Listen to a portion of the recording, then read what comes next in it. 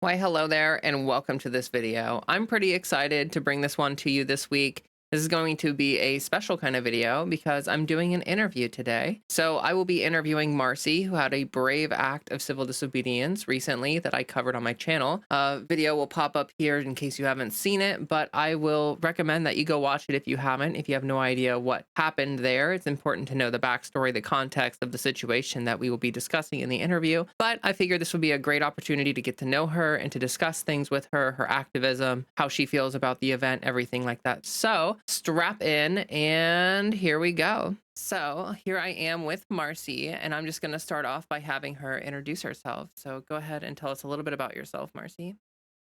Hi, I'm the trans girl who got arrested for using the women's bathroom. People like IRL know me as I'm a church girl. I like to write. I'm a typewriter. I like to eat out of coconuts. I like to get them and drill into them and drink out of them. That's a lot of fun. I'm just kind of an eccentric, I have weird hobbies, I built a beach in my apartment once. That was fun. I like the arts. I like to go to galleries. I go to a lot of galleries. Cool. Yeah. So like before everything that happened, you were just like living your life. Like you were just doing your Yeah, thing. yeah. No, I mean, people call me an activist now, and I hated that label, but I guess now it's what I am. I wasn't really an activist before this. I was just a normal college student. I'm in a classroom right now. I'll be real. Yeah. No, I get you. Yeah, it's sort of like stuff like this.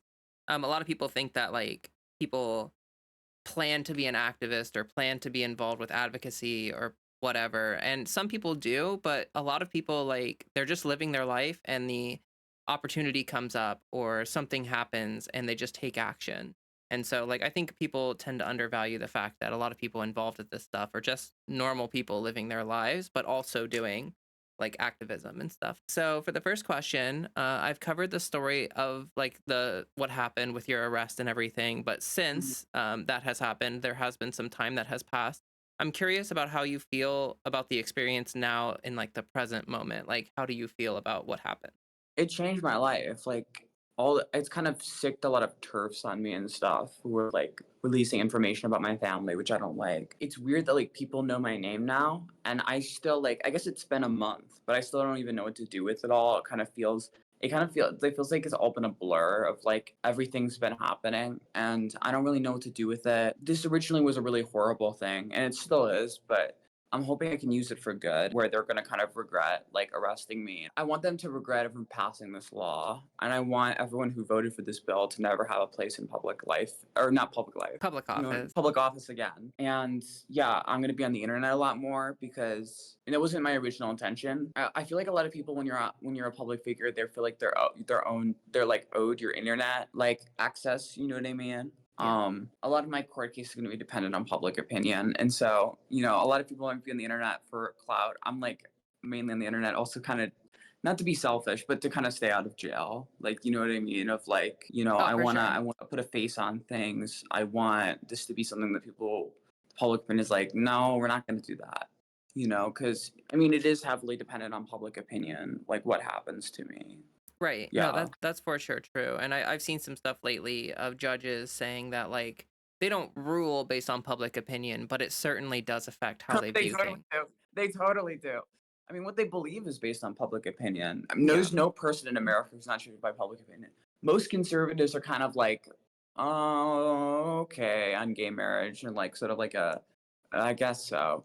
You know, in terms of polling, it's 50-50 within the conservative party in America. But, it used to be 70-30 among all people against gay marriage. Yeah. So to think that judges aren't living in some wonderverse where they're not connected to reality. They're affected by the stuff around us. We're affected by media more than anything.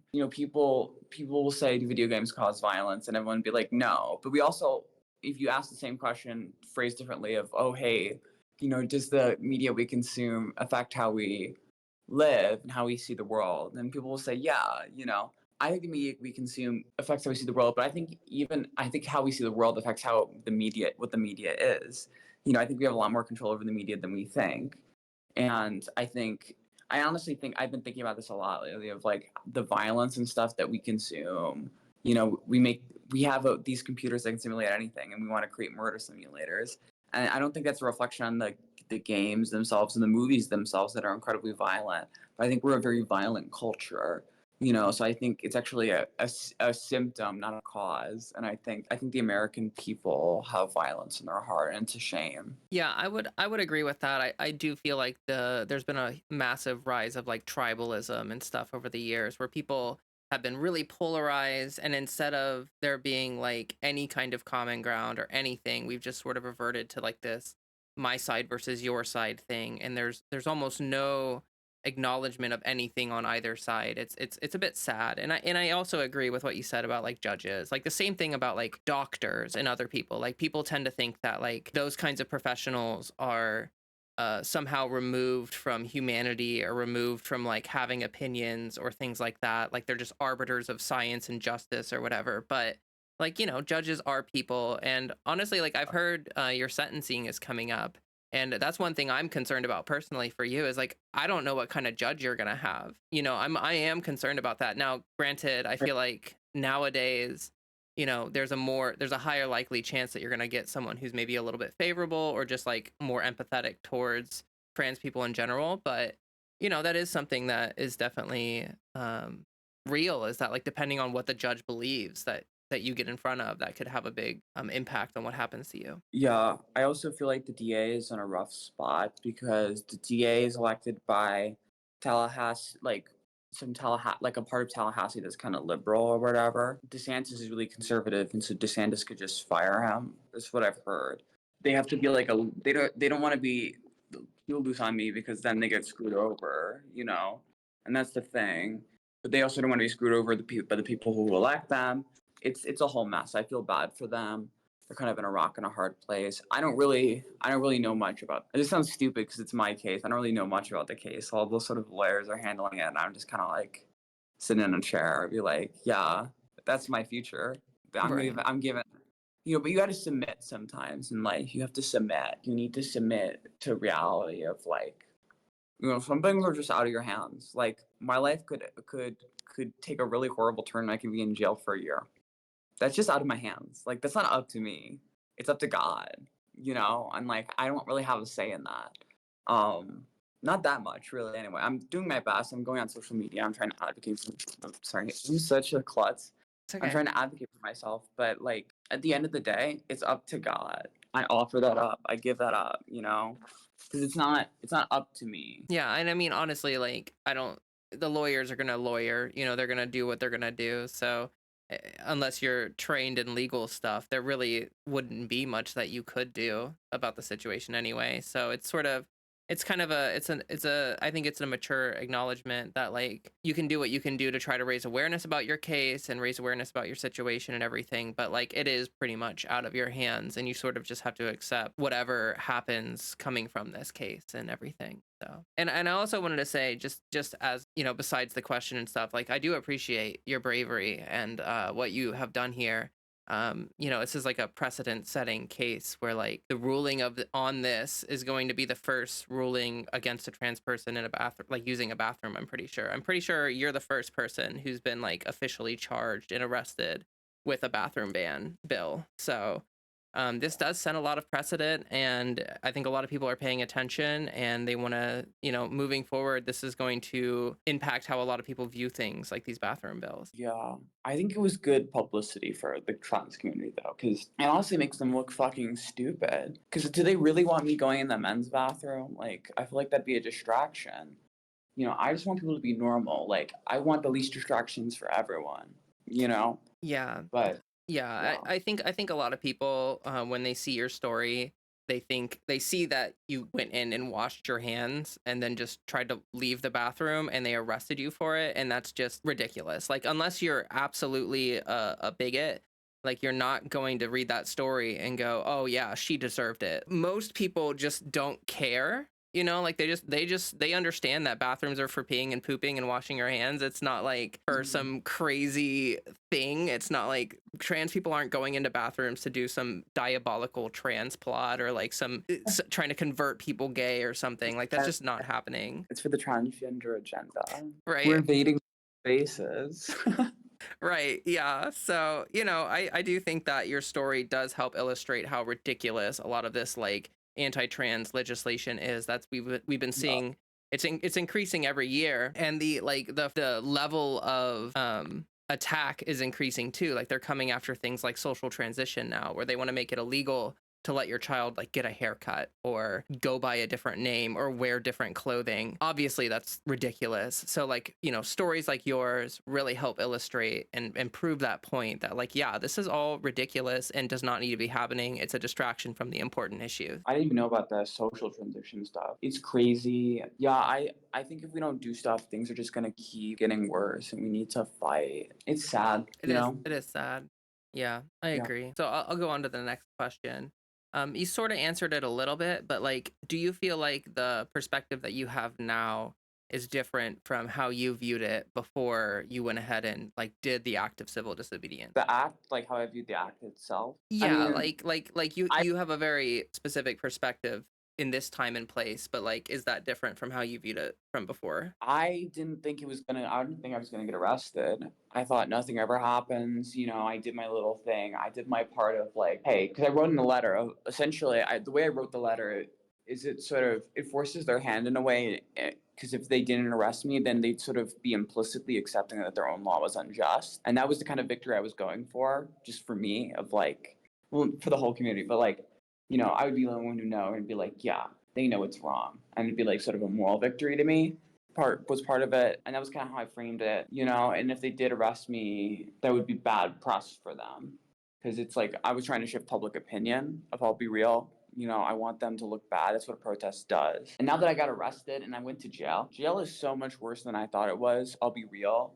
I guess I would have done it just because it's the moral thing to do. But like jail was so horrible. It was so horrible. It's so gross. You're like in this little box and shit. It's absolutely horrible, and you have like no free will at all. It really gives you perspective, like not having free will, because it's like so crazy because you just don't have free will anymore, and like you never realize like how free you are until you go to jail, and then you're like, wow, I have like zero freedom. Jail was scary, and I still have like I'm a little freaked out from it still. I'll be honest with you. I don't want to go into too many details, No, but of course. I totally understand. I still think I still would have done it. I think I don't want to do it again. That was horrible. I don't want to like experience that again. But I think I still would have done it. Yeah. At least people want us to be afraid and scared, and they want to fuck with our heads. They want to intimidate us. That's part of these laws, is to scare and intimidate us. I Yeah. guess I was the first one not intimidated enough to be like very open about it. Be like, yeah, screw you, screw. Well, not screw. I love them, but screw your laws. Right. Screw your law. I'm gonna break them. And then they imprisoned me. Yeah, no, for sure. I do think that, like there's a lot to say about the fact that like, this is obviously not a pleasant experience for you, like being arrested and everything. Like that's, kind of a traumatic experience. So the fact that you were willing to take on that risk and that you did take on that risk, I think is an act of bravery and shows that like we can't let the fear prevent us from doing what we're doing, and moving forward and creating progress out of this like horrible situation that our community is in. Because like if they're going to put all this attention on us, then what we can do is try to capitalize on that situation and bring awareness to our community. And like for instance, there have been probably a bunch of trans people who have broken that bathroom ban. Like I know you're not the only one who's done it. I've broken it before. Yeah, but like you were the first one to announce it and say like I'm doing this to show you how dumb this law is and to try to prove a point.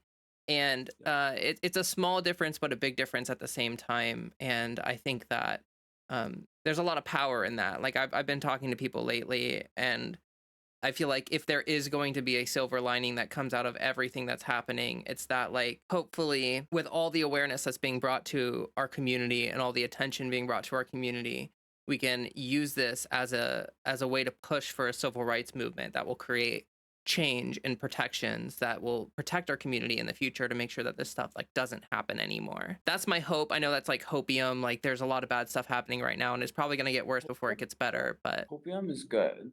This whole experience is so like radicalized. Not that I'm like some radical or like some domestic terrorist or something, but like I just mean in terms of like all these things, I think to most trans people these laws exist as like something over there. I talked about this in my first interview, and I think I didn't explain it well and I got flack for it, but You know, all these things seem very abstract to a lot of trans people, and they didn't really seem that abstract to me. But I think they seem to attract even everyone, even the people it seems the least abstract to. And then when you really get it in the mud, and it's like, wow, they really will arrest. And I knew they would, and but you know, all these things of all these fears exist so abstractly. What if this happens? What if this happens? And I was always worried about what if this happens, you know, but it was still just a what if. And then now it's like concrete reality. And that's so much more scary. You know what I mean? Yeah. No, yeah, absolutely. I totally understand that. It's like the bathroom bans. Like most people can just go to the bathroom and nothing's going to happen. It doesn't really feel necessarily like a super real threat. I mean, it's a threat and it's scary and it definitely gives people anxiety and everything, but it doesn't feel incredibly real until like it is basically. And I think that's part of what your civil disobedience like shows is that it is real. It is scary and it is real and it does have real world implications. And that's why we need to be fighting against this stuff. Like we can't just let it happen. We have to take a stand and do something about it. Yeah. It's not theoretical. It's messed up. Yeah. Yeah. Yeah, for real. Have you always viewed yourself as someone who is willing to take action or take on risk? Or do you feel like this is something new for you? Like this is something that you didn't really see yourself doing previous to the whole event? I don't know. I have a lot of free will. I'll be real with you. Like there's like pneumatic pipes and like the sciencey building at my university. I got the pneumatic pipes and there was like not pneumatic pipes, it's like a pipe that's like see-through that you can just that is like goes up a couple floors and you can just put stuff in and it falls down. And no one ever did that. And I did that. I put stuff in and it fell down. It was super cool to watch for my friends. I just like did it. You know, you gotta have a lot of free will in life. You know, you gotta be brave. I think I'm kind of impulsive even of like I sort of did this like a week before. I didn't really I mean, I thought about it and I cried a little bit at like the chance I'd go to jail and have my life fucked up. Which I guess my life is fucked up. Like it's gonna be hard for me to get a job now. Like my life is gonna be so weird. And this is always gonna kind of follow me. I am kind of someone who just does things, you know. I don't really believe in sitting around. In life, you can't sit around if you want to be successful. You know, obviously, success in this case means changing public opinion. You know, and I was bothered by how people view trans people, and hopefully, what I did made a difference. I hope it did. I think it has made a difference for real. At least even just with the response from my audience, you know, people were shocked and horrified that you were arrested. They were like even like I got a lot of comments from a lot of cis people who were saying like I'm cis and I can't believe like this does no one deserves to go through this for something as simple as like washing your freaking hands. Like that does not make sense. It doesn't track. That's not law and order. That's not and you know there are a lot of people like our country has real problems like there are real issues happening in our country and this is not one of them so like it takes you know they're spending time money effort legislation all this stuff on Oh yeah, they had like us police officers waiting outside the door. They spent so much money on this. right exactly and I wanted to confirm actually because I think people assumed this but I don't think it was like stated in the statements were the officers that arrested you were they like guys were they male. It was a female officer who told me to leave, but like it was like a mix of guys and girls who did the whole thing. I think Okay. they sent a officer for that reason, but I think their staff is mostly male. But I Okay. talked to male and female officers because they had like the whole they had like 10 people there. They had like 10 not actually at the physical thing, but like 10 people like asking me questions. I guess they don't really get a lot of arrests in the capital. So this is like they could just put the whole team on it, you know? Well, at least you they rolled out the red carpet for you, so to speak, you know. Yeah.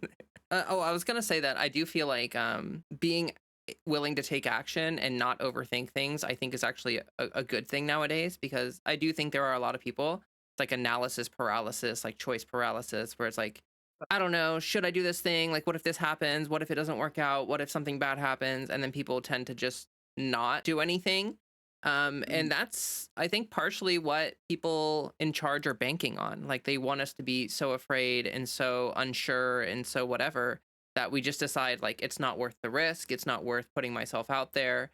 but it is worth putting yourself out there. It is worth doing something and taking a stand. So, like the way you said that, you said like I'm a little bit impulsive even, like I think some people frame that negatively, but I don't. Like I think that that just means that you have a gut feeling, an instinct that you follow. And Very I much. think that's a good thing. Yeah, I operate very much out of instinct. Like, I'm not an intellectual. I'm not a philosopher. I'm not even really that intelligent, you know? I just kind of, I mean, that's why you can kind of see me like, I don't know, I'm not the best at the whole social media thing because I feel like I have to do social media, But yeah, I just kind of did what I did, and I was like, it was a gut feeling of like something is deeply wrong and I have to do something. And this is the first thing I thought of. And so I did it. And it seemed to kind of work, people seemed to be upset about it, and it seemed to be shifting public opinion a bit, which is good. Yeah. Yeah, no, I agree. I agree entirely. I think that that it was really important what you did. Do you think? Well, you kind of answered this question basically. Like, do you think you'll stay involved in activism? If so, what do you think that will look like? I think you sort of said something about that, but do you want to say more about it, or? Yeah. If there's any trans people who are willing to go to Florida or who are in Florida, DM me. I don't want to say too much, but DM me. For something like maybe a year from now, who knows? I mean, I know, but for Okay. real, I have more things I would like to do. I feel a responsibility to the trans community to, I think, become an activist a bit. Yeah, no, I think that's cool. And I definitely, if my community wants to reach out to you, you're in my Discord. So anyone that's in my Discord can find you in there and then reach out to you. I do Hmm. think that linking up with other people and creating a broader movement will be an important way of keeping like the momentum going from what you've done here and keeping the fire lit, so to speak, in people. So yeah, no, that's important. And I encourage anyone who wants to reach out to you to get involved to do that. So I did see some stuff. Like I've seen that interview you did with Dead Domain. And one thing that they Yeah, asked you, sorry, go ahead. I love Jordan. Yeah, I love their channel a lot. Honestly, it's a really good one. Kind of like diamond in the rough kind of deal. Like there are a lot of really cool trans creators, but yeah, they're a really one I really look up to be honest. So I Yeah, was, oh, go ahead. oh, they're great. I text them all the time. I love Jordan.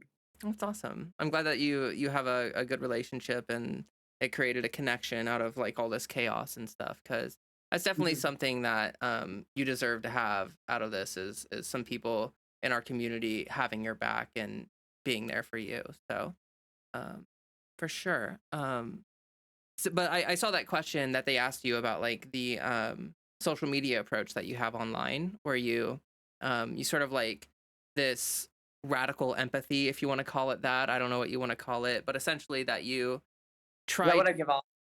Yeah, sort of. I mean, to some people, because I honestly, I relate to you a little bit in this way because I feel like a lot of people on the left have run out of patience and empathy, and like there's a lot of jaded cynicism. There's a lot of aggression on the left towards people who are either ignorant or hateful, and I think that I understand the emotion. Like I understand when someone insults you, when they hurt your feelings, when they want to take away your rights, when they advocate against you, like it hurts, it feels bad. No one wants to deal with that or put up with that or have to go through with that. And but I don't think that fighting hate with hate is effective, for a number of reasons. And I actually did make a video talking specifically about that question, and how you responded to it. But I wanted to give you a little bit of an opportunity here to talk about that approach and like how you feel about it and why you think it's important to you and everything. Yeah, I just believe in radical empathy. You gotta love your enemies and pray for those who persecute you. I really do love. I want to actually call the Capitol Police in Florida, and ask them like for each individual what I can pray for them. Um, I love the Capitol Police. I love the people who arrested me. I love the legislators who wrote the laws. I love them. I believe in radical love. You gotta love your oppressors. That's so freeing. You can just be angry. You just can't, because you can rot in it. I hated jail and I hated what they did to me. It was very cruel, but I love them. You know? Yeah. Yeah, Yeah. I think that's a good like nuanced understanding of that. Like it is a bad thing that happened to you and it did feel bad and it does feel bad, but that doesn't mean that you're not allowed to like recognize that those are human beings as well, and that as misguided as they might be, that doesn't mean that we should just treat them with hate and vitriol. Like I think there's a number of reasons why our community needs to try to work on this just a little bit. And not to like call anyone out or anything, but I think like you mentioned it, like optics, you know, obviously if we look like we're just shouting people down all the time, if we look like we're constantly angry, like in my own personal life, I live in a red state, and a lot of people, when they found out I was trans, they were approaching me with like a severe caution, like walking on eggshells. They were terrified to ask me questions because they've seen the online discourse. They think they're gonna ask me a question and I'm just gonna start like screaming at them or get like super angry.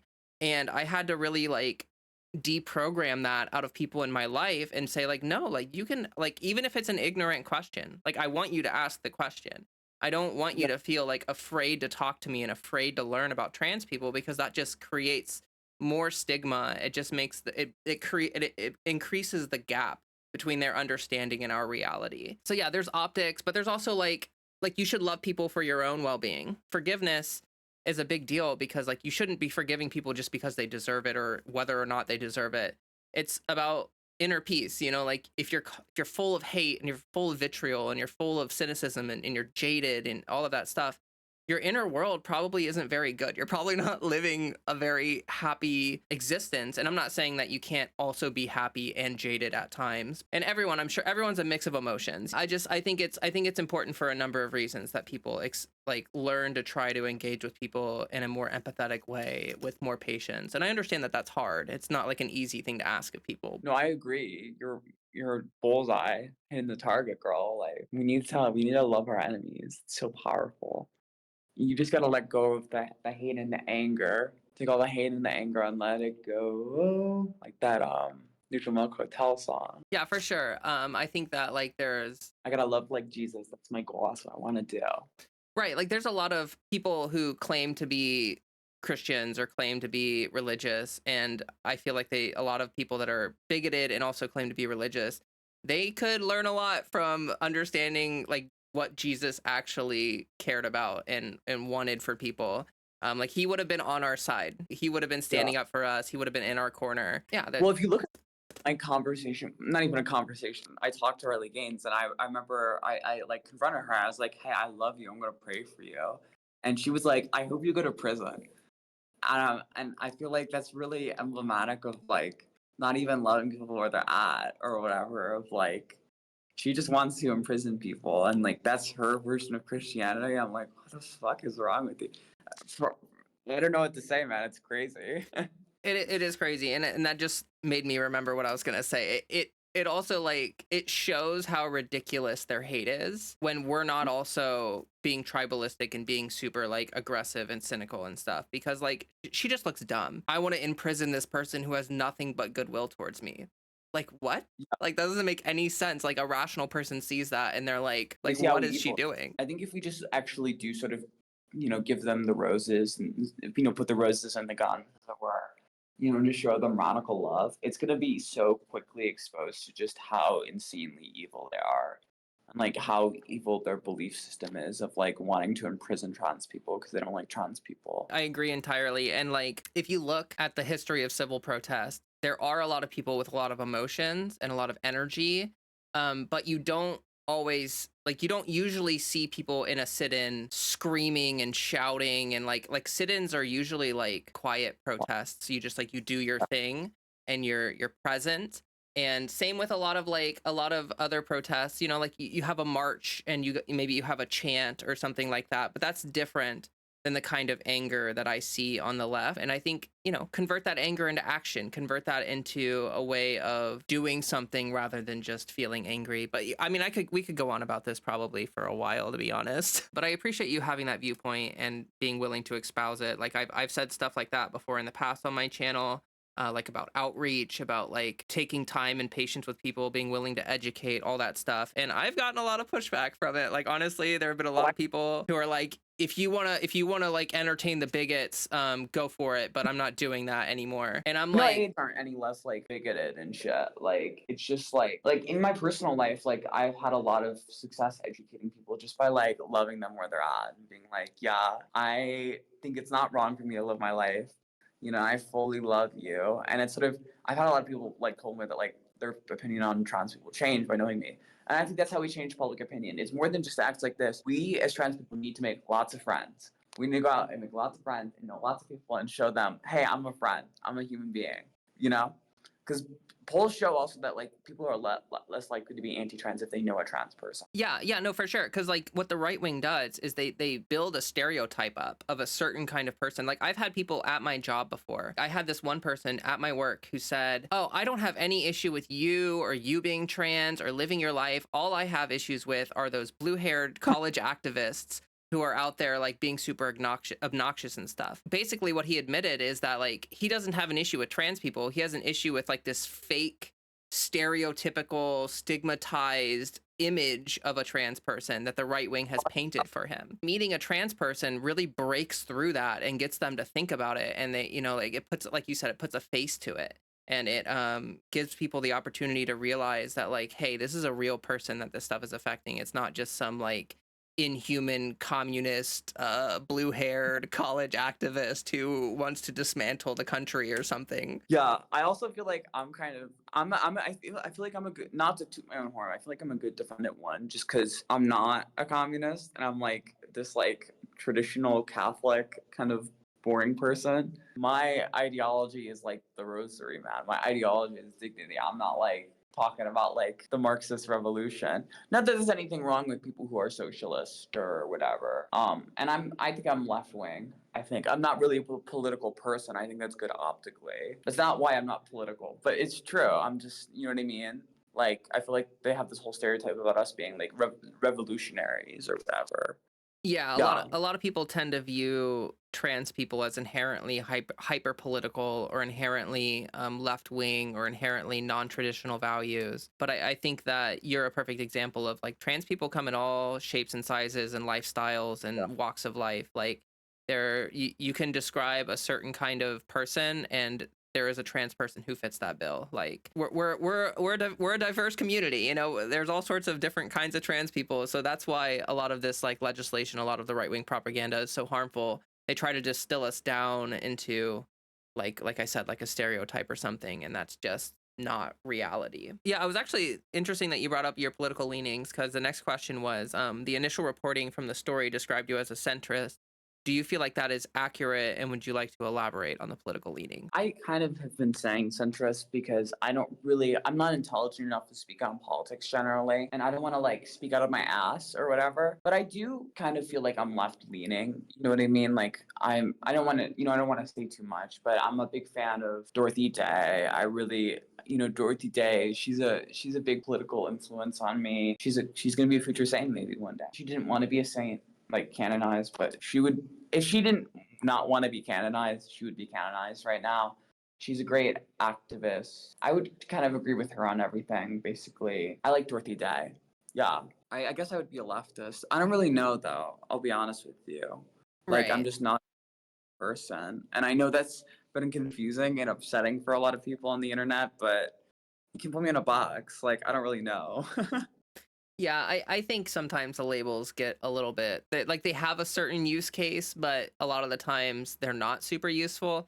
Like again, the tribalism, the polarization, a lot of people have a lot of very strong feelings towards labels and towards when you say like if someone says I'm a socialist or someone says I'm a capitalist or someone says whatever they say, I think a Yeah. lot of people then infer a lot of things from that and I don't think people really neatly fit into boxes like that. Like I tend to avoid using labels as much as possible for myself just because like I have beliefs. I have like if you ask me about policy positions and beliefs, like I certainly have them, but I don't feel like it's entirely useful to give people like if I say like, "Oh, I'm a sock dem," people are going to look at other sock Wait, dems and then they're going to Huh? I thought it was Soch Down. Is it Sock Down? I thought it was like Soch, like that novel where about like the Soches and it was like I think it was like Johnny Boy or something. It was like you know what I'm talking about. Sort of not really.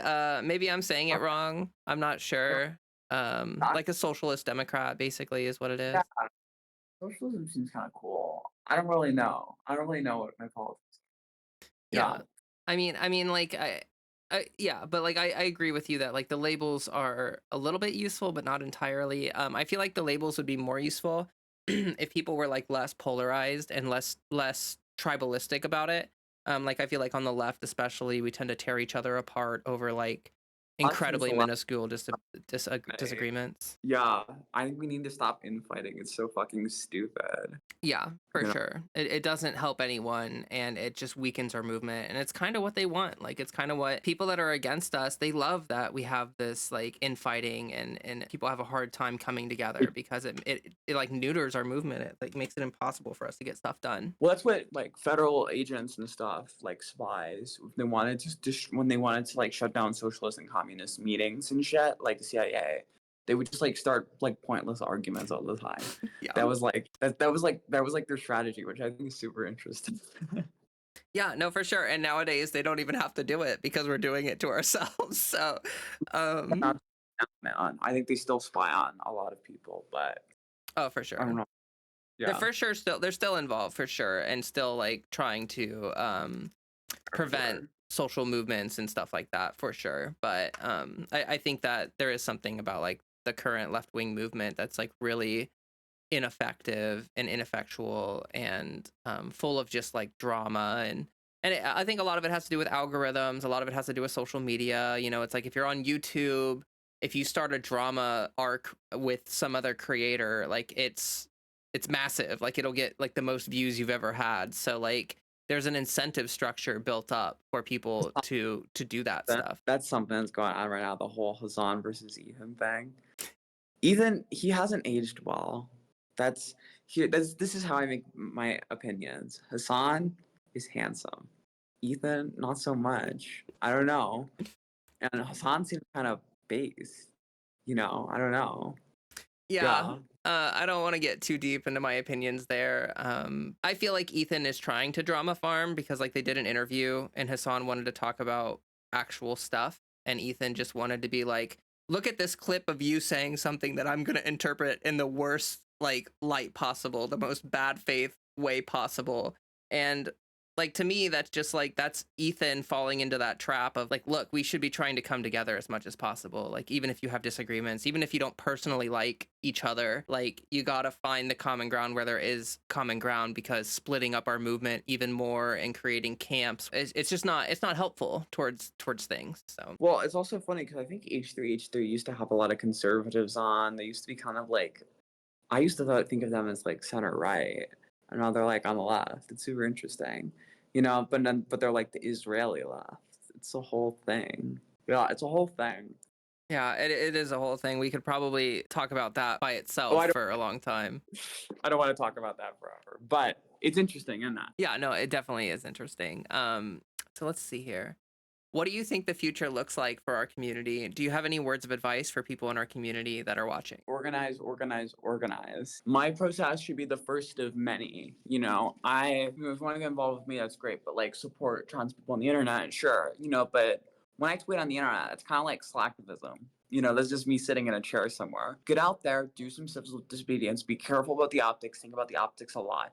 You want the optics to look really good. This is a politically incorrect thing to say, but when the African American rights organizations were doing their protests, they would get the whitest people who were black to be arrested because they'd be the most sympathetic in front of juries. In the same way, I think we need to get the most optically ideal trans people to be, activists. And if you're an activist, you should think about the optics a lot, because the optics do matter.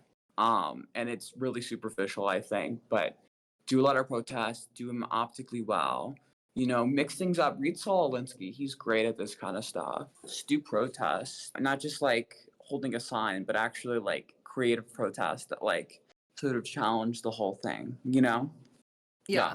Yeah, no, I agree. I think more people need to get involved and try to do things like what you did, or even just like I got involved recently with a nonprofit, and so that was huge for me. Getting out, I like participated in an event at my state capitol where we like met I with representatives and everything. And that was really impactful for me. Like it felt like I was making a pretty big difference. And again, like putting a face to the movement, putting a face to our community. I agree that there is something about the fact that like certain people are more, how do you say it? Like they assimilate a little easier, or like they fit in a little better with like public perception of like what a quote unquote normal person looks like or acts like or whatever. And I'm not passing a value statement on that. Like I'm not saying whether that's a good or a bad thing. It's that we live in a, unfortunately, cisnormative, heteronormative society that is going to oppress us for any way that we're different. Yeah, yeah. And so having people that are able to We, represent the movement and show that, like, again, we all shapes and sizes. There are plenty of trans people who are just like, they just want to go to Starbucks and get their fucking coffee and like live their dreams or whatever. Like they just want to do whatever. Like we just want to live life. it's Yeah. like the reverse, not like us, just like us, just like us. Yeah. Yeah, for sure. I'm sorry, that was cringe. I'm cringe a lot. We need to be post cringe. We need to embrace the cringe. Like super Yeah. cringe, or just down, super cringe. We got to be extra cringe. We got to be like 100 times cringe. We need to be post ironic. I think that's the future, is post irony. We need to be sure about who we are and what we're doing and how we feel about it, and like there's a certain like self-assuredness that comes with like not caring about what other people are going to say or how they're going to react or whatever. Like there's like a TikTok I really like where it's like, don't kill the cringe in you, kill the part of you that cringes. And agreed. Yeah. Do you feel comfortable talking about your transition in general? Like how do you feel about that? Yeah. Yeah, I can talk about it. I transitioned 2 years ago at 18. I wanted to transition earlier, but my parents were against me going on hormones, but I came out to a lot of friends at like 16 and stuff like that. I was a trans teen. I got on hormones at like 18 and I transitioned. And it's been 2 years, well, 2.5. Nice. Nice. Yeah, that's interesting. Did you so you like there were a lot of people that kind of knew you during the process of transition, like kind of like Yeah. before, in the middle, and then now?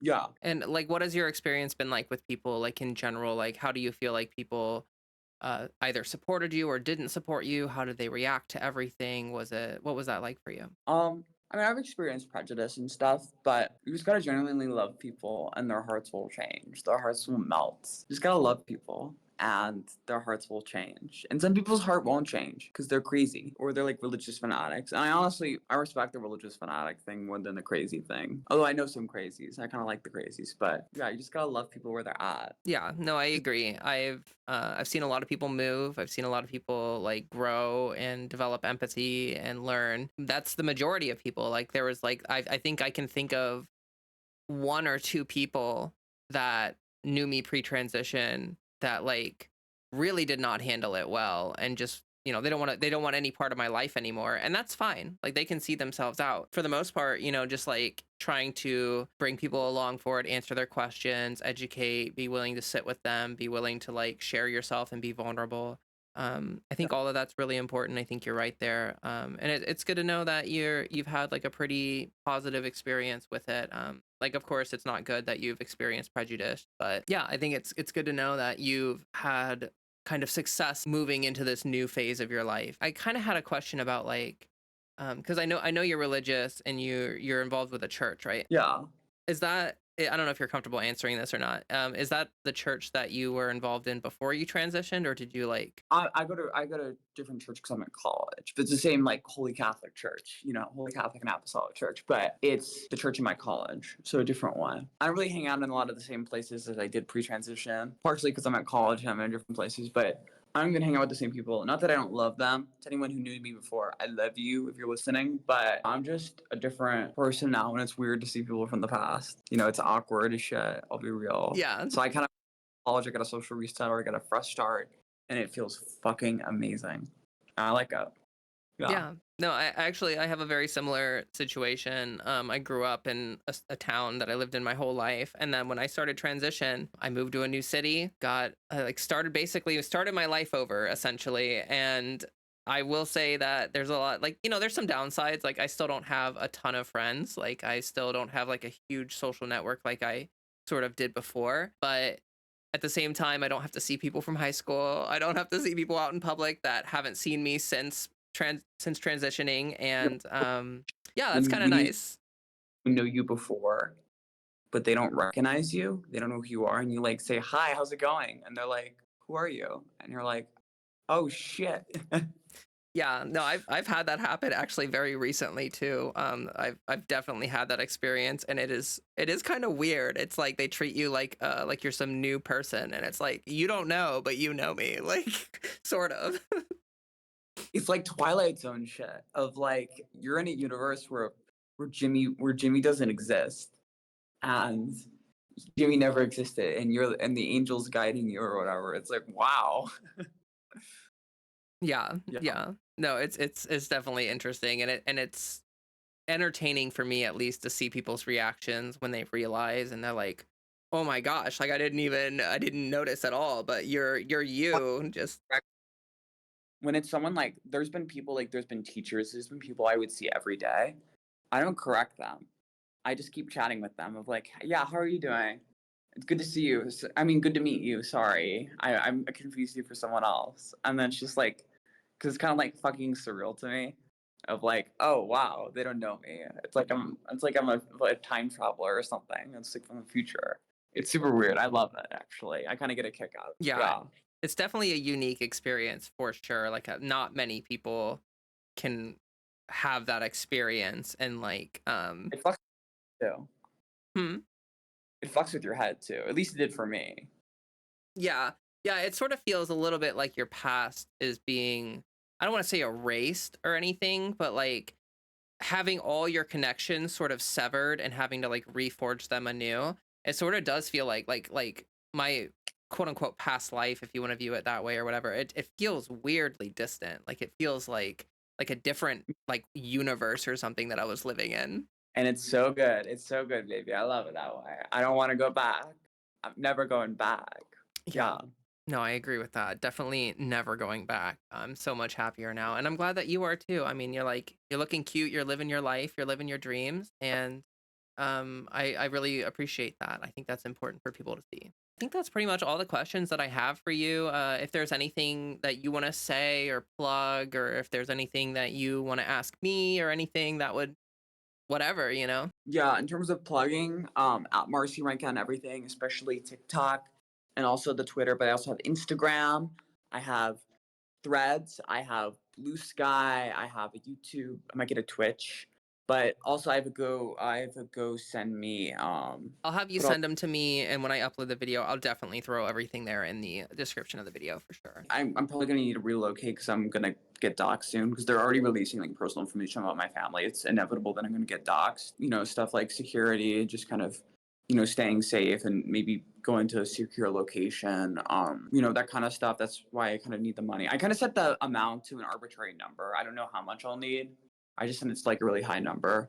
I'm probably not gonna need that much. Anything you could get helps, like for real. Yeah, and watch my TikToks. They're great. My Twitter is good too, but especially my TikToks. If you're listening to this, I hope you know that I love you and God loves you, and I hope you have like the most wonderful, like most amazingest day. Oh, well, that's a really sweet way, I think, to end the interview. I appreciate you so much for your time, for talking to me, for the engaging interview, everything. It's been a lovely time. I really appreciate you. Yeah, I appreciate you too. Welcome back from the interview. So I feel like that went really well. I really appreciated hearing from Marcy, hearing her point of view, how she views her story, what she wants to do moving forward, and everything. All very important. I did want to say I will have those links in the description of the video if you wanted to contribute to her efforts to try to keep her safe and keep her out of harm's way. I would definitely encourage anyone who has a little bit of spare change or something to help give to that cause. I think that's an important cause because she did something very brave and took a stand for us. And so we should take a stand for her. So like we'll have Marcy's links down there, but also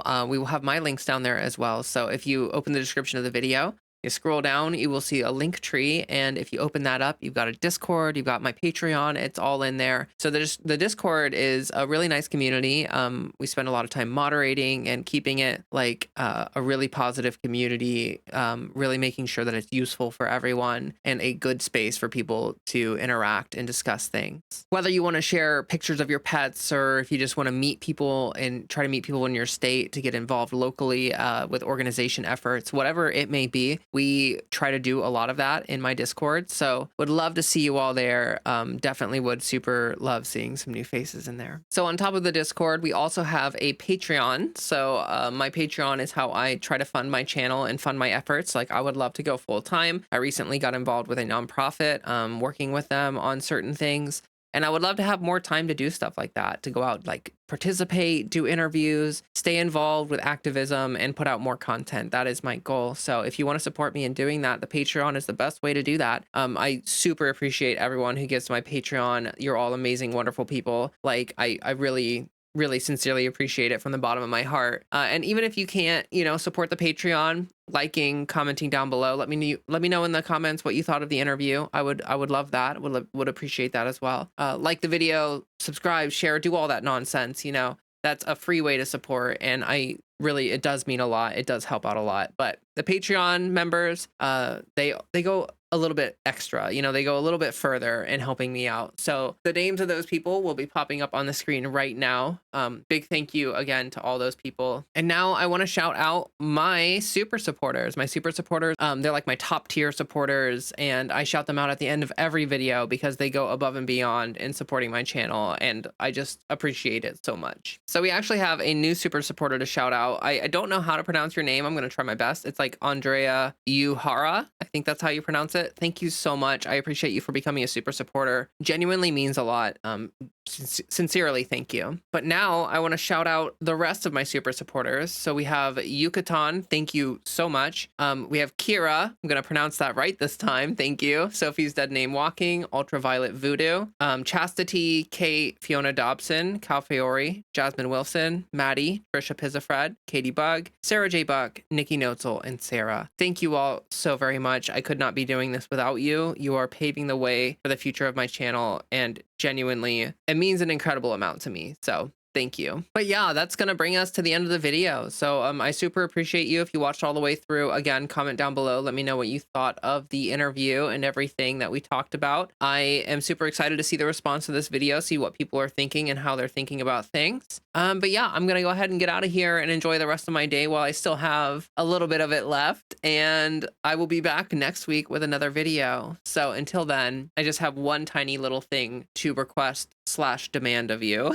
And that is for you to drink some water.